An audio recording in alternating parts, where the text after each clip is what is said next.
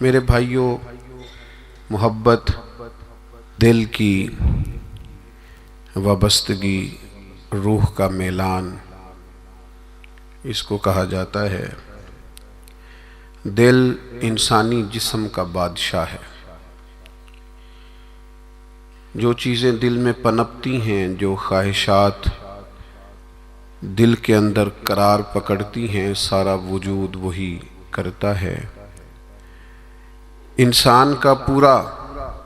نظام اسی دل کی فرما برداری کرتا ہے، لیکن ہوتا یہ ہے کہ نہ چاہتے ہوئے بھی، سمجھ بوجھ رکھتے ہوئے بھی، چیزوں کے مضر اثرات سے آگاہی رکھتے ہوئے بھی بعض اوقات دل ایسی چیزوں کی طرف میلان کرتا ہے جو بڑی نقصان دہ ہوتی ہیں۔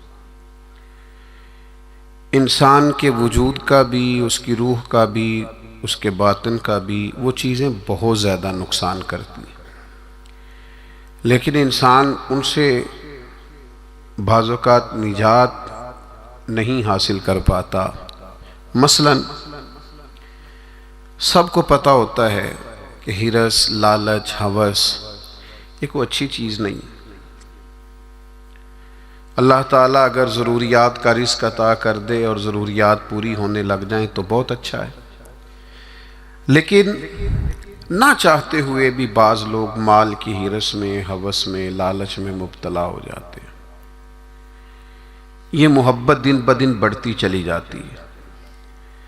وہ خود اپنے آپ سے کئی دفعہ سوال کرتے ہیں کہ یا دل تو نے تو ایک دفعہ یہ کہا تھا کہ بس میری ضروریات پوری ہونے لگ جائیں، 2 وقت کی روٹی چلنے لگ جائے، بچوں کے اخراجات نکلنے لگ جائیں، سر چھپانے کو ایک مکان مل جائے تو کافی ہے، اب تو کدھر نکل گیا؟ لیکن بہت سارا اس سے بڑھ کر اللہ نے فضل کر دیا، خواہش سے بڑھ کر عطا کر دیا، لیکن کہیں ٹھہراؤ نہیں ہو پا رہا، دل روک نہیں رہا۔ روز مال کی محبت، مال کا لالچ بڑھتا چلا جاتا ہے۔ یہ اس قدر زیادہ نقصان کرتا ہے کہ نبی کریم صلی اللہ تعالیٰ علیہ وسلم نے ارشاد فرمایا کہ دنیا کی محبت ہر گناہ کی جڑ ہے۔ یعنی لوگ سمجھتے ہیں کہ معمولی بات ہے کہ میرے دل میں مال کی محبت بیٹھ گئی ہے، لیکن یہ بڑا گہرا مرض ہے۔ بعض لوگ کہتے ہیں نا کہ یہ مرض آ جائے تو اس کی وجہ سے 70 مرض اور بھی لگ جاتے ہیں۔ تو یہ دنیا کی محبت وہ مرض ہے، مال کی محبت وہ بیماری ہے کہ جس کی وجہ سے سینکڑوں امراض پیدا ہوتے ہیں، حلال حرام کی تمیز اٹھ جاتی ہے، رشتوں کا تقدس پامال ہو جاتا ہے، بہن بھائیوں کے رشتوں میں دراڑ آ جاتی ہے۔ لوگ اس مال کی محبت میں مبتلا ہو کر خونی رشتوں تک کو بھول جاتے ہیں۔ تو اگر محبت کو صحیح رستہ نہ ملا، یہ محبت الہی اور محبت رسول صلی اللہ تعالیٰ علیہ وسلم کے خوبصورت عنوانات کی عادی نہ ہوئی، تو پھر یاد رکھیے گا کہ مال کی محبت تو پورے طور پر اجاڑ دے گی، اندر کو تباہ کر دے گی۔ ایک دوسری محبت بڑا نقصان کرتی ہے، وہ ہے شہرت کی محبت۔ میں چاہا جاؤں، میری شہرت ہو جائے، لوگ مجھے جانیں، کوئی ایسا طریقہ اپناؤں جس کی وجہ سے دنیا کے اندر فیمس ہو جاؤں، لوگ میرا نام لینے لگیں۔ آپ یقین کریں، سوشل میڈیا کے اوپر بڑے بڑے وزادار، بڑے بڑے باریش لوگ، بڑے بڑے اچھے اور اچھی قد و قامت اور اچھا نام رکھنے والے لوگ فقط مشہور ہونے کے لیے وہ حرکتیں کرتے پھرتے ہیں کہ کوئی بھی سنجیدہ آدمی دیکھے تو شرم سے اس کی نظر جھک جاتی۔ یہ شہرت، اس کا لالچ، یہ شہرت کی طلب اور شہرت حاصل کرنے کے لیے ایسے خطرناک طریقوں کا حصول، شہرت حاصل کرنے کے لیے ایسے کمزور اور ایسے اخلاق سے گرے ہوئے رویے کا انداز، تباہ کر دیا اس نے دنیا کو،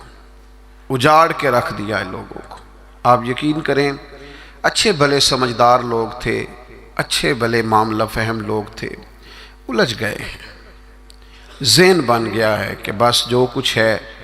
وہ یہی شہرت ہی ہے۔ او میرے بھائیو سنو،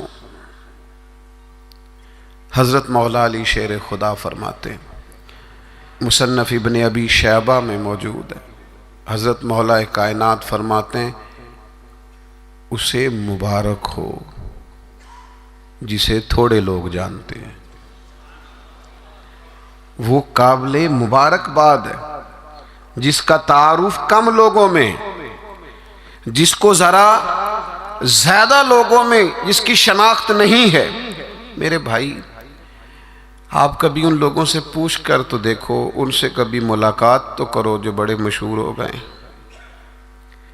کبھی ان کی تنہائی میں ان کے پاس تو بیٹھو، ان سے پوچھو تو صحیح۔ اس شہرت کے سبب سے انہیں کچھ ایسے کام بھی کرنا پڑتے ہیں جو وہ کرنا نہیں چاہتے، انہیں کچھ ایسے رستوں سے بھی گزرنا پڑتا ہے جہاں سے گزرنے کا کبھی انہوں نے سوچا بھی نہ تھا۔ وہ تو چاہتے تھے کہ کوئی تنہائی ہوتی، قرآن مجید کا نسخہ ہوتا، 500 دانے والی تسبیح ہوتی، کہیں مصلے کا نور ہوتا، دل میں ہو یاد تیری گوشہ تنہائی ہو، پھر تو خلوت میں عجب انجمن آرائی ہو۔ دل چاہتا تھا، لیکن یہ شہرت، اس کی طلب، ہاں ایک بات ہے، اگر آپ شہرت چاہتے ہیں، معروف ہونا چاہتے ہیں، مشہور ہونا چاہتے ہیں، بہت سارے لوگوں میں چاہتے ہیں کہ آپ کا نام سنہری حروف سے ہو اور زیادہ لوگ آپ کو جانے پہچانے، تو قرآن مجید نے نسخہ دیا ہے۔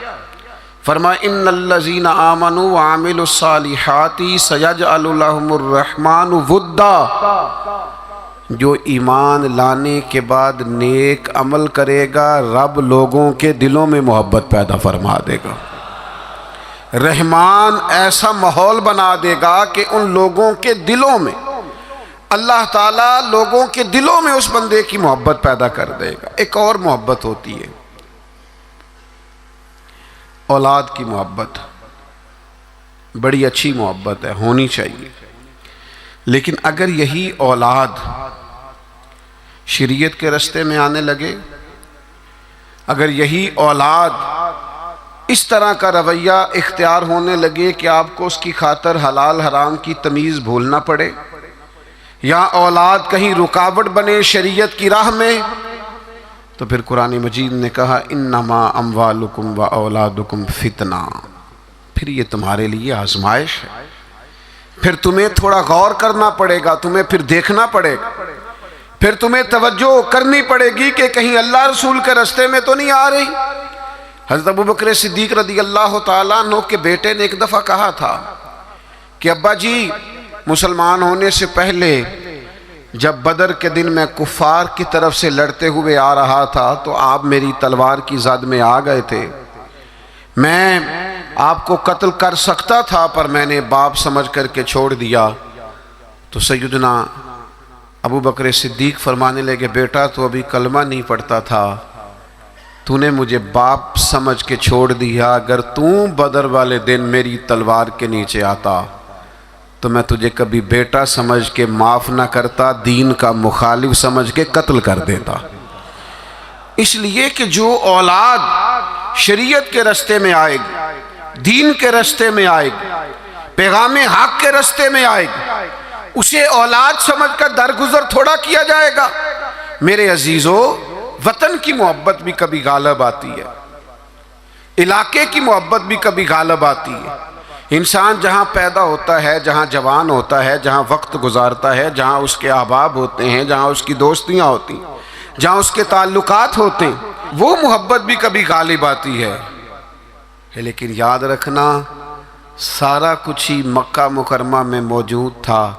وہیں پیدا ہوئے تھے صحابہ، وہیں دوستیاں تھیں، تعلق تھے، رشتہ داریاں تھیں، لیکن جب پتہ چلا نا کہ محبوب کو مدینہ پسند ہے تو پھر کسی نے بھی وطن سے پیار نہیں کیا، محمد عربی کے شہر سے محبت فرمائی ہے۔ آپ ان ساری محبتوں کو گنتے جائیں، وہ دولت کی ہو، وہ شہرت کی ہو، وہ اقتدار کی ہو، وہ اولاد کی ہو، وہ محبت